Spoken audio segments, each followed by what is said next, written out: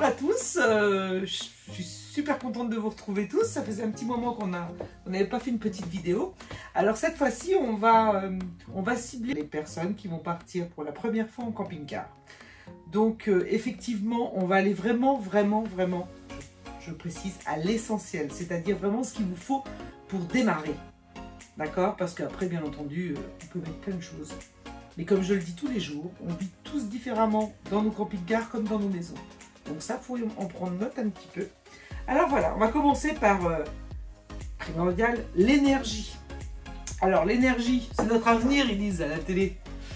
Eh bien, en camping-car aussi, il nous faut donc une rallonge électrique. Alors, c'est-à-dire une rallonge, alors 15-25 mètres, hein, c'est à l'appréciation de chacun, bien entendu. Sachant que si on tire beaucoup dessus, il va falloir la dérouler entièrement pour éviter qu'elle ne chauffe. Donc attention, c'est pas la peine de prendre 50 mètres.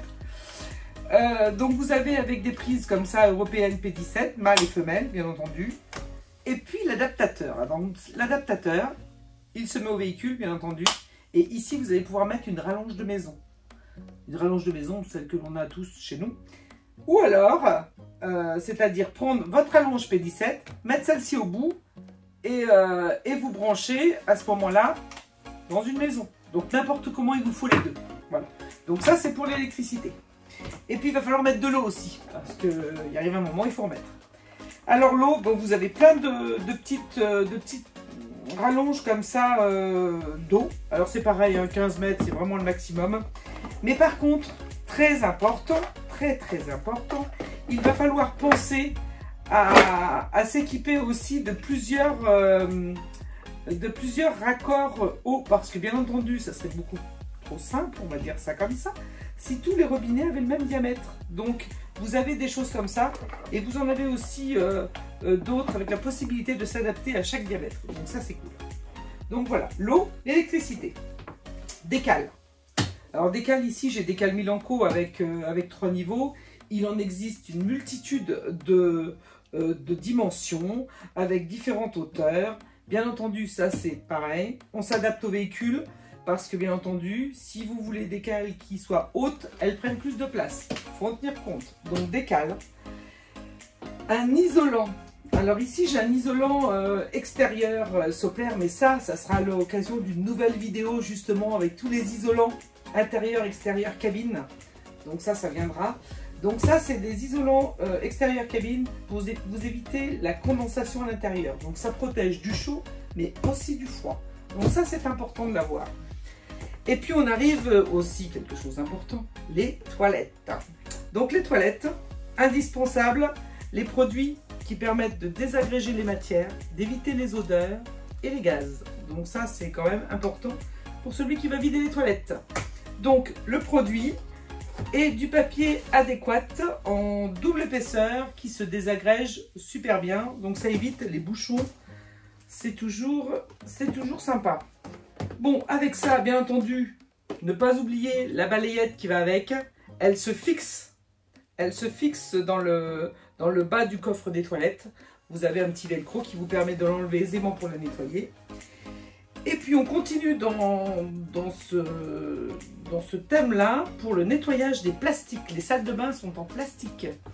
Donc pour nettoyer tous ces plastiques, pas d'eau de javel, pas n'importe quel produit qui risquerait d'endommager les matières. Un petit produit sympa qui nettoie tout ce qui est plastique. Ça va des toilettes, lavabo, douche, parois de douche. Voilà. Alors, l'antidérapant. Alors ça, c'est important aussi. Comme tout, vous allez me dire tout est important. Quand on met de la vaisselle en mélaminé, je précise, qui est légère, incassable, dans vos placards, dans tous les ronds-points que nous avons la chance d'avoir, ça va d'un côté, de l'autre, ça va pas être très sympa. Je vous dis pas le bruit et la surprise quand on va ouvrir les placards. Donc pour ça, on met du tapis antidérapant. Ça vous évite tout ce désagrément, y compris les bruits. Donc voilà. Une autre petite chose. Quelque chose qui va purifier l'eau du réservoir d'eau propre. Voilà, ça évite le développement des bactéries, des algues. Et voilà, ça conserve aussi votre eau. Donc ça aussi, c'est important.